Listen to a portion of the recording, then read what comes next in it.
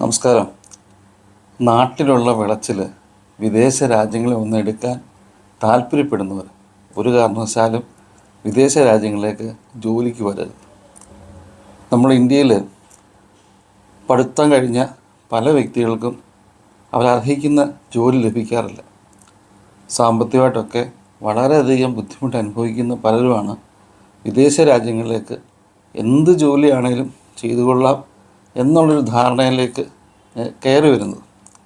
പക്ഷേങ്കിൽ അവർ വരുമ്പോഴെന്താ പ്രശ്നം വെച്ചാൽ അവരുടെ സ്വഭാവത്തിൽ യാതൊരു മാറ്റം ഉണ്ടാക്കുന്നില്ല.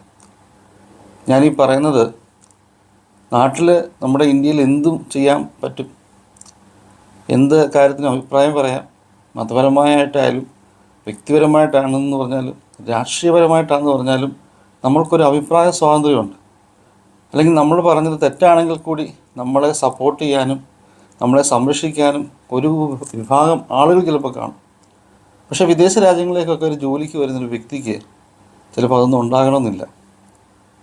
ഞാൻ പറഞ്ഞു വരുന്ന വിഷയം എന്ന് വെച്ച് കഴിഞ്ഞാൽ, എനിക്കറിയുന്ന ഒരു വ്യക്തി, ഒരു കമ്പനിപരമായ രീതിയിൽ എനിക്കറിയത്തുള്ളൂ.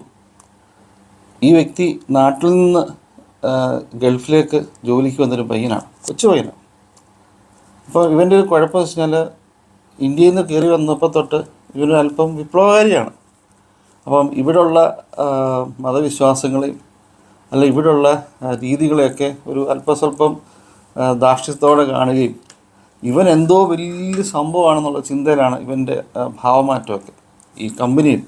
പക്ഷേങ്കിൽ ഇവനെ ജോലിക്കെടുത്ത ആളുകൾക്കറിയാം ഇവൻ്റെ അപ്പൻ ആ മനുഷ്യൻ്റെ ആ ഒരു മാനേജറുടെ വീട്ടിൽ പോയി കിടന്ന് കയ്യെ കാലെ പിടിച്ച്, സാറേ എങ്ങനെയും ഇവന് ജോലി കൊടുക്കണം, കുടുംബം പട്ടിണിയായി പോവുകയാണ്, ഇവനെ പഠിപ്പിച്ചതിൻ്റെ ലോൺ തന്നെ ഒരുപാടുണ്ട്, അതെങ്കിലും ഒന്ന് വീഴണം, എങ്ങനെയെങ്കിലും ഇവന് രക്ഷപ്പെടുത്തണമെന്ന് കൈയും കാലും പിടിച്ചതിൻ്റെ പേരിൽ ആ മനുഷ്യന് ഒരു സഹതാപം തോന്നി അയാളൊരു വിസ ഉണ്ടാക്കി കൊടുത്ത് അയാളുടെ സ്വന്തം കമ്പനിയിൽ തന്നെ, അയാൾ ജോലി ചെയ്യുന്ന ആ കമ്പനിയിൽ തന്നെ ഇവനൊരു ജോലി കൊടുത്ത് കൊണ്ടുവന്നു.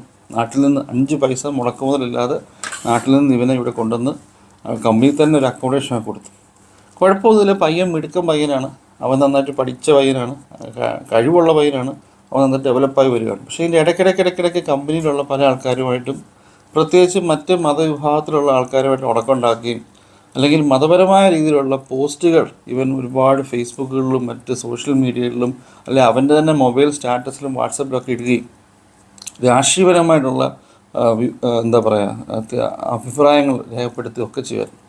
ഒരു പ്രാവശ്യം ഈ മാനേജർ ഇവനെ വിളിച്ച് പറഞ്ഞു, മോനെ നീ ഇങ്ങനെ ചെയ്യരുത്, കാര്യം ഇതൊരു ശരിയായ നടപടിയല്ല. ഇപ്പം ഇതിടുമ്പോൾ പലപ്പോഴും കമ്പനിയിലെ ആളുകൾക്കിടയിൽ ഒരു